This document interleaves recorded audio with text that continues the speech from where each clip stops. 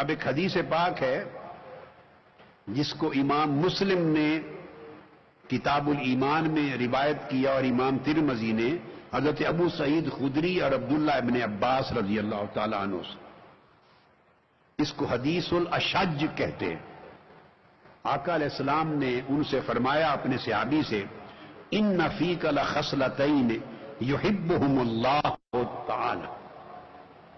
آپ نے فرمایا اپنے صحابی سے کہ تمہارے اندر دو خصلتیں، دو خوبیاں ایسی ہیں کہ اللہ تعالیٰ ان سے محبت کرتا ہے. فرمایا الحلم والعناد. دو خوبیاں فرمایا تمہارے اندر ایسی ہیں کہ اللہ تعالیٰ ان دو خوبیوں سے محبت کرتا ہے، اور جس بندے میں وہ دو خوبیاں ہوں اللہ اس بندے کو اپنا محبوب بنا لیتا، محبوب بنا لیتا. وہ دو خوبیاں کیا ہیں؟ ایک حلم اور بردباری، یعنی کوئی زیادتی کرے اس کی ذات پر تو اسے برداشت کر لے،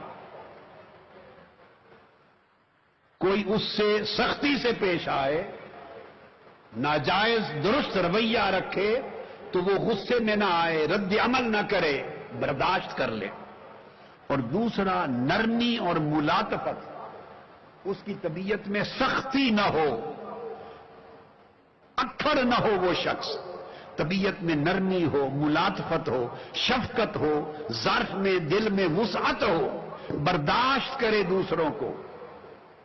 فرمایا یہ دو خوبیاں ایسی ہیں جس بندے میں یہ دو خوبیاں ہوں اللہ اس بندے کو اپنا محبوب بنا لیتا.